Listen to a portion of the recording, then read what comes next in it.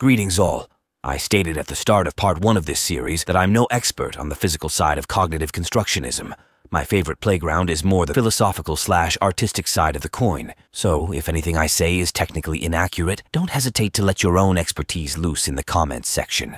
Right then, with that little speed bump behind us, let us move on to what is arguably the densest line in our whole to Mech or not to Mech script. You'll have noticed I said power plant in the title and not engine.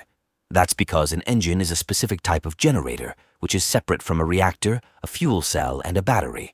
And of course, all of these have various subtypes and variants, which I won't be touching on here for reasons that should be thoroughly apparent to anyone who's watched even a single one of my other videos before.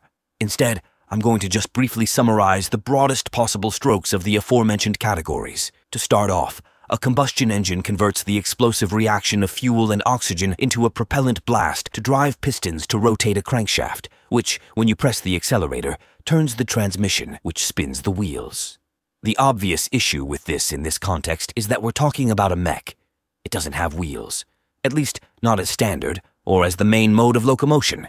And as all but one of our previously established locomotive methods don't rely on mechanical force to actuate, nor are the motions of walking legs perfectly regular, like those of spinning wheels, especially over uneven ground, the engine's already relatively poor efficiency comes up to really bite it in the tailpipe. And this is where fuel cells enter the equation. On screen, you're seeing a quoted comment left on my Mech Design Guide Part 2 video by a guy called Excel211. He's where I originally got the impetus to research fuel cells further, as I'd previously written them off as New Age vaporware. And since, as far as I can tell, what he says here is at least principally sound, I figured rather than me outright plagiarize him, I'll just give you a summary and let you further inform yourself if you feel so inclined.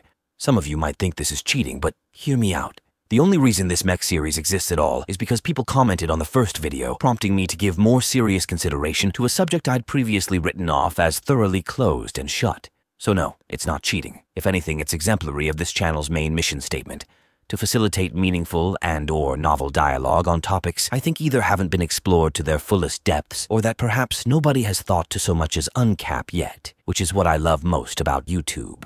In the 6-odd months I've been at this, I've been just as much educated by you, the audience, as has been the reverse. So thank you very much for that. Anyway, sorry for that sappy little side tangent. Let us move on.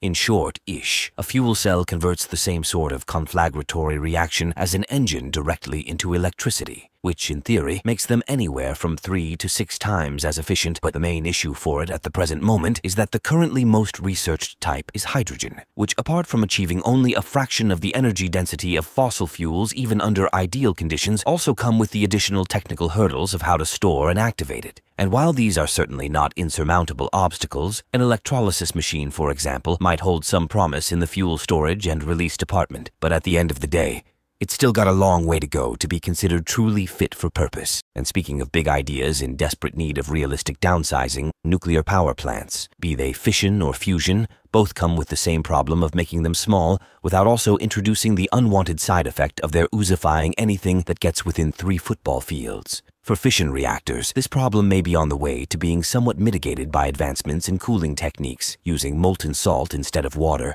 and by research into novel fuel sources like thorium. And while there are several designs and patterns floating around for a modular, portable power plant, even the most optimistic concept art has it at the size of a semi-truck trailer, which, granted, is better than the 10-story tall eyesores of yesterdecades, but it's still not what you would call convenient.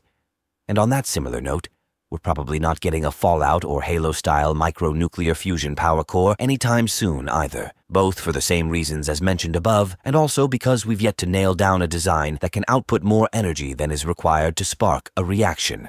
The best solution I can personally think of for this is to design a 3-way chemical, fission and fusion hybrid where, much like how magnesium is used to light off the iron oxide in thermite, a directed chemical explosion would cause fission to occur around a core of fusible material, essentially trading the intrinsic energy density of one fuel type for another.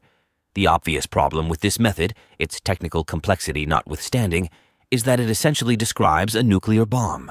Hopefully you don't need me to tell you how and why that could be a zero-sum gambit. As for batteries, the essential gist is that they store electrical energy between electrodes, a negative anode and a positive cathode, separated by an electrolyte. When the electrodes are introduced by a connecting circuit, A chemical reaction within the electrolyte produces electrons which are exchanged between the two electrodes. This is true for regular acid, lithium-ion, lithium metal, or graphene batteries. The main difference is the number and composition of the electrodes, separators, and electrolyte. I will continue to stress this as long as it remains true. I am not an engineer and should in no way be taken as such. However, from my very inexpert vantage point, the benefit of batteries is their stability, ease of manufacture, and rechargeability. Graphene batteries, in particular, promise to be many times lighter, cheaper, faster charging, and more power-dense than even the best available lithium cells on the market, the only limitation being our inability to mass manufacture graphene in the required proportions. Of course, as it stands, batteries still lag way behind chemical fuels in energy density. Though I'm in no way qualified to work out the actual maths on it, my scholarly and artistic intuition tells me there's more promise to this than meets the untrained eye. But as ever, this has all been my own inexpert opinion. If anyone knows better, please feel free to enlighten me down below in the comments section. And while you're down there, maybe consider leaving a like, sharing the video, subscribing to the channel, and possibly also check out my books, linked in the description, if you fancy the sorts of mechanistic erotica I feature on this channel. In any case, until next time, stay safe, stay sane, and remember, in the words of Charles Darwin, ignorance more often begets confidence than does knowledge. It is those who know little, not those who know much, who most ardently profess that this or that problem will never be solved by science.